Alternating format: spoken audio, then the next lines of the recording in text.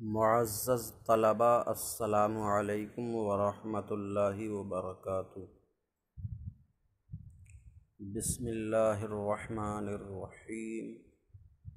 الحمد للہ رب العالمین، والصلاة والسلام علی محمد سید المرسلین وعلی آلہ واصحابہ اجمعین۔ اللہم افتح علینا حکمتک وانشر علینا رحمتک یا ذا الجلال والاکرام۔ پیارے طلباء، ہمارے سامنے یہ تسہیل المصادر ہے۔ اس سے پچھلے سبق میں ہم نے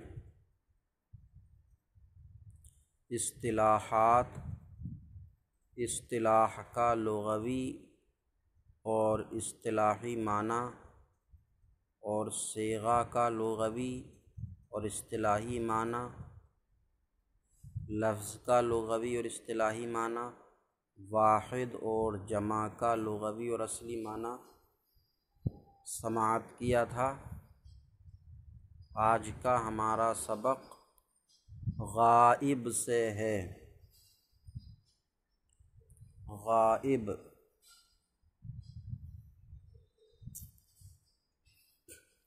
تو سبق شروع کرتے ہیں۔ غائب، جو سامنے موجود نہ ہو۔ انہوں نے تعریف کی، غائب جو سامنے موجود نہ ہو۔ اب جو سامنے موجود نہ ہو، کوئی بھی شے، تو کسی بھی شے جو سامنے موجود نہیں ہے وہ غائب کہلائے گی۔ تو ہر چیز کو بتانا مقصد اس کتاب میں نہیں ہے، بلکہ مقصد ہے الفاظ کی پہچان کرانا، لفظوں کی پہچان کرانا۔ جو لفظ پڑھنے پڑھانے والے آپس میں بولیں گے، ان لفظوں کی پہچان کرانا مقصد ہے۔ کوئی بھی نظروں سے غائب شے، اس کے بارے میں بتانا مقصد نہیں کہ وہ غائب ہے۔ تو غائب جو سامنے موجود نہ ہو، جو کے بجائے آپ کو کرنا ہے غائب وہ لفظ ہے۔ غائب وہ لفظ ہے جو اس چیز کے لیے بولا جائے۔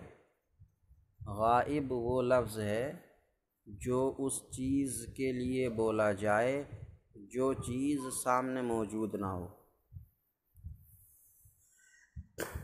یعنی سامنے موجود نہیں ہے جو بھی چیز، تو اس کو غائب نہیں کہیں گے، بلکہ اس چیز کے لیے جو لفظ بولا جائے گا اس لفظ کو غائب کہا جائے گا۔ تو غائب وہ لفظ ہے جو ایسی چیز کے لیے بولا جائے جو سامنے موجود نہ ہو۔ اس کو مختصر لفظوں میں کہہ دیں، غائب وہ لفظ ہے جو غیر حاضر چیز کے لیے بولا جائے۔ غائب وہ لفظ ہے جو غیر حاضر چیز کے لیے بولا جائے۔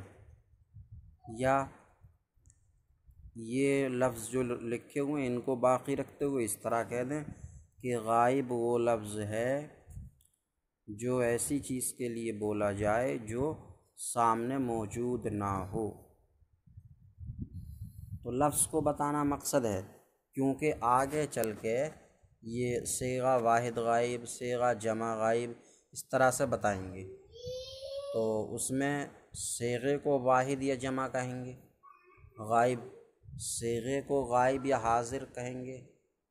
تو صیغہ تو لفظ کو کہتے ہیں، تو غائب یا حاضر یا متکلم لفظ ہی تو ہوا، تو لفظ ہی کہنا چاہیے۔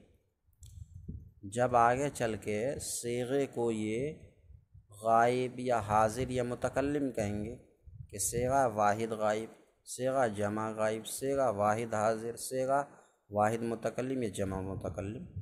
تو صیغے کو غائب یا حاضر یا متکلم کہیں گے تو صیغہ لفظ کو کہتے ہیں، تو غائب یا حاضر یا متکلم لفظ ہوا، تو یہاں بھی لفظ ہی کہنا چاہیے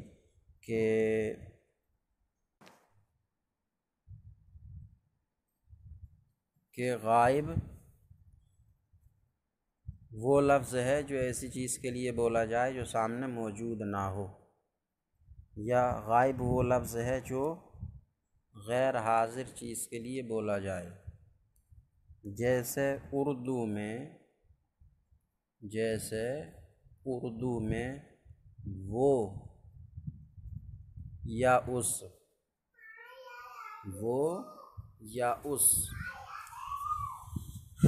جیسے کہیں زید آیا اور وہ کہہ رہا تھا کہ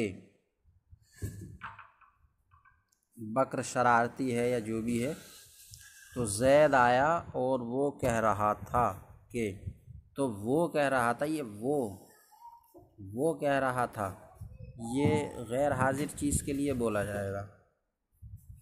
زید آیا اور وہ کہہ رہا تھا، جب زید حاضر نہ ہو تب اس کے لیے وہ کہہ رہا تھا کا لفظ استعمال کریں گے، اور اگر سامنے موجود ہوتا تو پھر وہ کا لفظ استعمال نہیں کیا جاتا بلکہ تو کا استعمال کیا جاتا۔ تو زید آیا اور وہ کہہ رہا تھا، یہ وہ ہو گیا، یا اس بھی آتا ہے، جیسے زید آیا اور اس نے سلام کیا،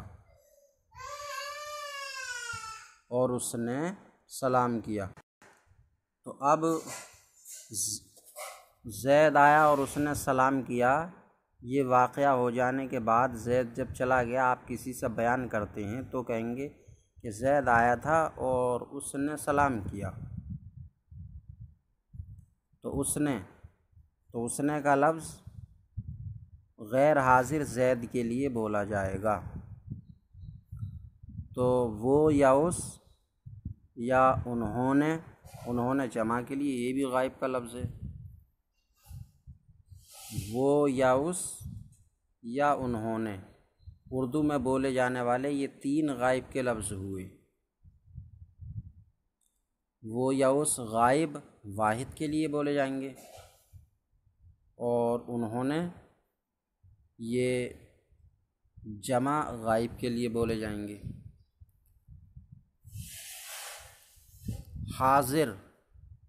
حاضر جو سامنے موجود نہ ہو، اس میں بھی یہی کرنا ہے کہ حاضر وہ لفظ ہے جو ایسی چیز کے لیے بولا جائے جو سامنے موجود ہو۔ حاضر وہ لفظ ہے جو ایسی چیز کے لیے بولا جائے جو سامنے موجود ہو، یا اور مختصر کر دیں کہ حاضر وہ لفظ ہے جو حاضر چیز کے لیے بولا جائے۔ جیسے اردو میں تو، لفظ تو کا جو لفظ ہے یہ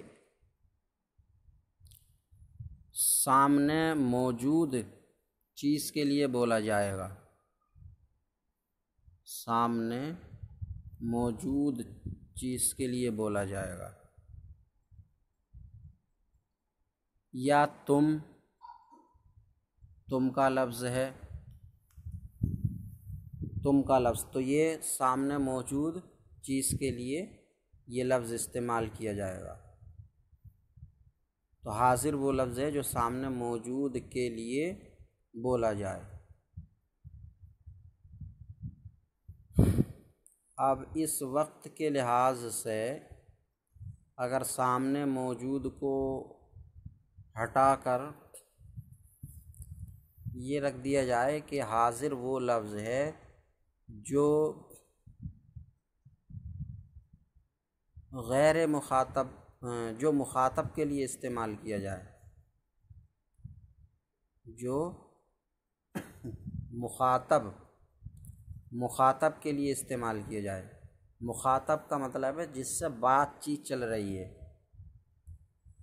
تو حاضر وہ لفظ ہے جو اس شخص کے لیے استعمال کیا جائے جس سے بات چیت چل رہی ہے۔ اب بات چیت چل رہی ہے چاہے وہ سامنے موجود ہو یا نہ ہو،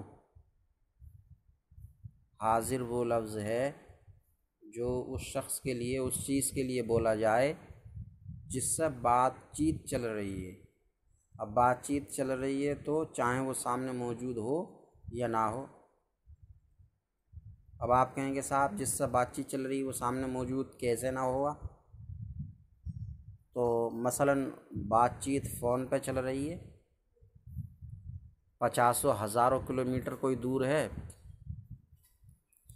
تو اس سے تو کا لفظ ہی استعمال کیا جائے گا یا تم کا۔ تو تم یہ کہہ رہے تھے یا تو نے یہ کہا فون پہ، حالانکہ وہ سامنے حاضر نہیں ہے، حاضر کا لفظ اس کے لیے بولا جائے گا تو یا تم۔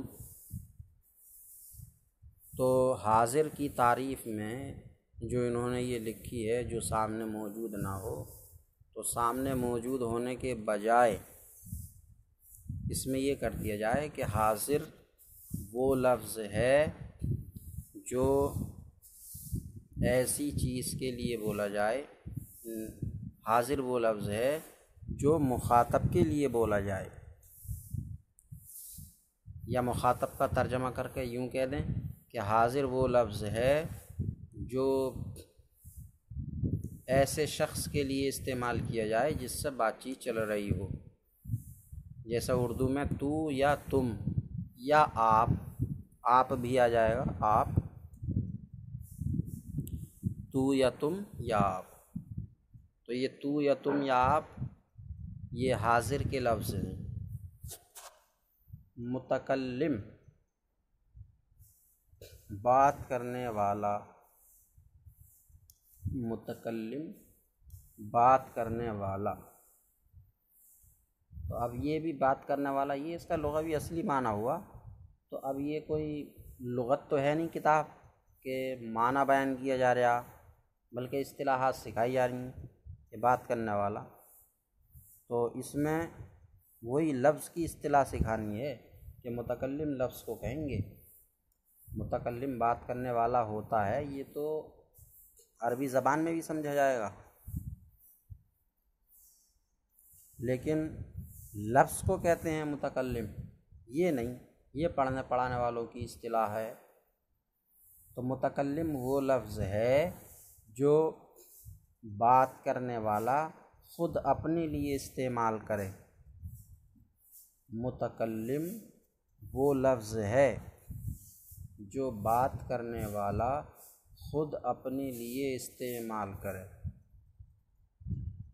بات کرنے والا یہ نہیں، متکلم وہ لفظ ہے جو بات کرنے والا خود اپنے لیے استعمال کرے۔ جیسے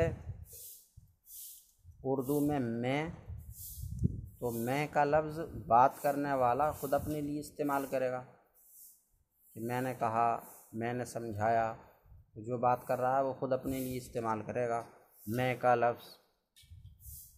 یا ہم نے کہا، تو یہ بھی بات کرنے والے کئی لوگ ہوں تو کہیں گے کہ ہم نے تم سے کہا تھا۔ تو یہ میں کا لفظ یا ہم کا لفظ، یہ لفظ متکلم ہے،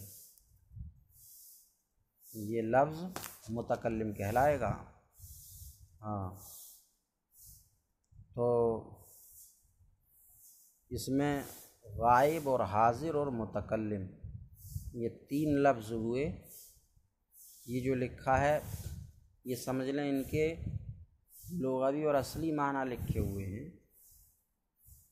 جو یہاں مقصود نہیں ہیں۔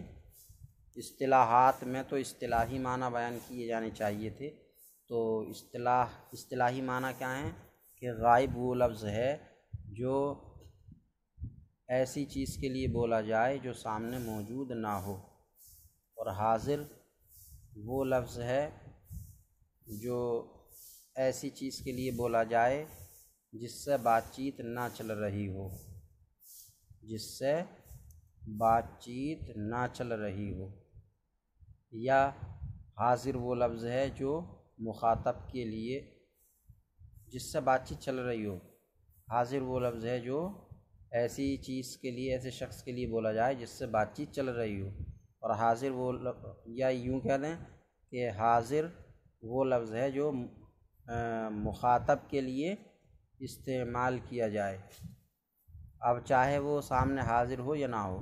متکلم وہ لفظ ہے جو بات کرنے والا خود اپنے لیے استعمال کرے۔ آج کے سبق میں ہمارا اتنا ہی ہے۔ اللہ رب العزت سے دعا ہے کہ سبق کو سمجھنے اور یاد کرنے کی توفیق عطا فرمائے۔ السلام علیکم ورحمۃ اللہ وبرکاتہ۔ زمانہ وقت کو کہتے ہیں، وقت، ٹائم، تو زمانہ وقت کو کہتے ہیں۔ زمانے کی 3 قسمیں ہیں: ماضی، حال اور مستقبل۔ مستقبل اس لفظ کو زبان پر دہرائیں، رٹیں، تاکہ یہ مستقبل یا مستقبل نہ ہو جائے۔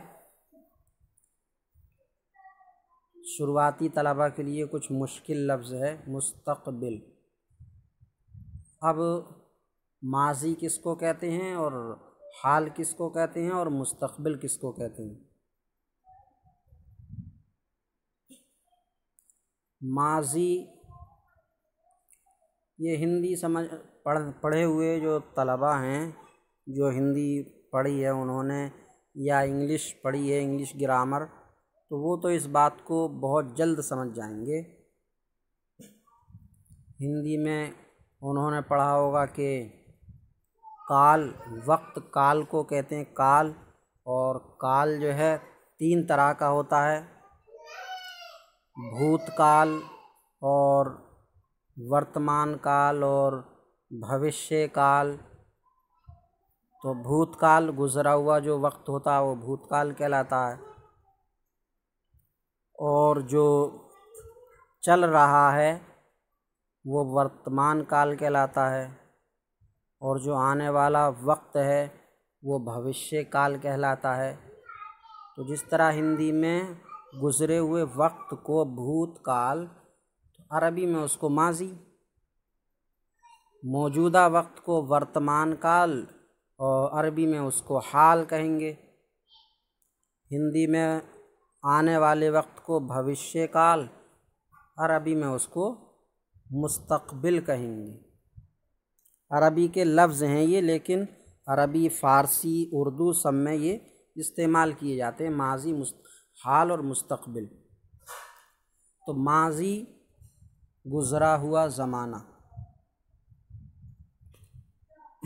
حال، موجودہ زمانہ، مستقبل، آنے والا زمانہ، یہ ہو گیا زمانہ۔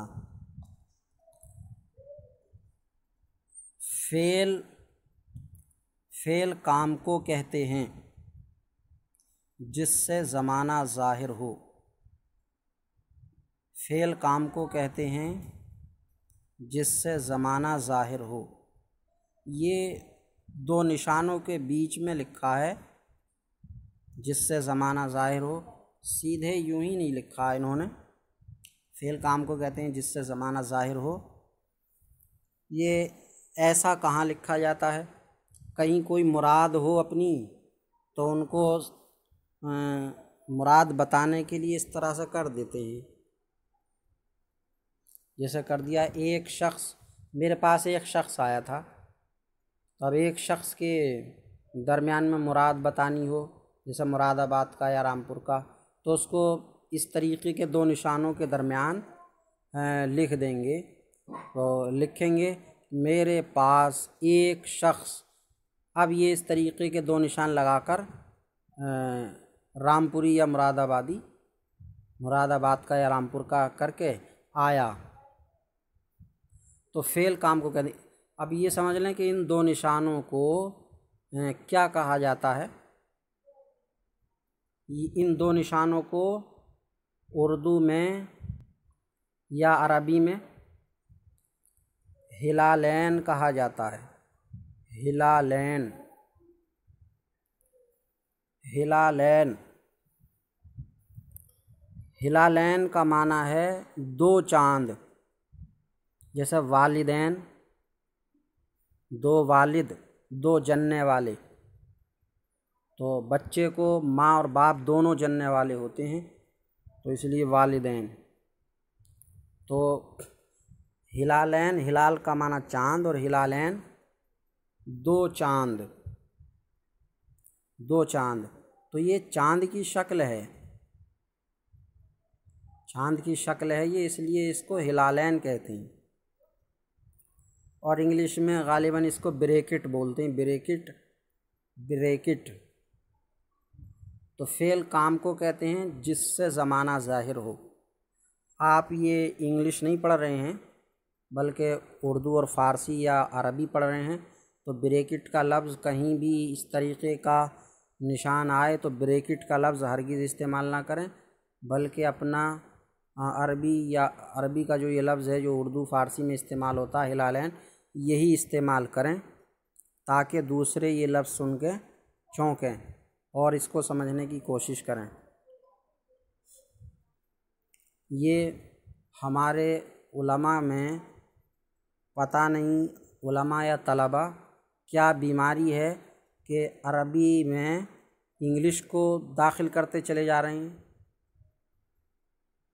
اردو کے جو الفاظ تھے فارسی کے یا عربی کے، ان کو چھوڑتے چلے جا رہے ہیں اور انگلش کے الفاظ عربی میں فارسی میں داخل کرتے چلے جا رہے ہیں۔ اب اردو لکھ رہے ہیں یا فارسی لکھ رہے ہیں، کہیں بھی انگلش لکھ رہے ہیں، گنتی کا اگر نمبر آ جائے تو گنتی انگلش ہی کی ڈالیں گے۔ ارے اردو لکھ رہے ہیں آپ تو گنتی اردو کی کیوں نہیں لکھ رہے ہیں؟ اردو ہی کی گنتی لکھیں، یا اردو کی گنتی آتی نہیں ہے؟ نہیں آتی ہے تو پھر سیکھیں۔ تو اردو میں انگلش کی گنتی کا کیا تک ہے؟ اردو لکھ رہے ہیں تو جس کے لیے بھی وہ اردو لکھ رہے ہیں تو وہ ایسا تو ہے نہیں کہ اردو کی گنتی سمجھے گا نہیں، جب اردو پڑھ رہا ہے وہ تو اردو کی گنتی بھی سمجھے گا، تو اردو کی گنتی کیوں نہیں لکھ رہے ہو آپ؟ انگلش زبان سے اتنا لگاؤ اور دلچسپی کیوں ہے؟ تو فارسی اور عربی یہ محبوب زبانیں ہیں، تمام زبانوں سے بہتر زبانیں ہیں، تو انہی کو مقدم رکھیں ہر موقع پر، کیوں اس میں کرتے ہیں؟ تو اس کو ہلالین ہی بولیں، بریکٹ نہ بولیں۔ فعل کام کو کہتے ہیں جس سے زمانہ ظاہر ہو۔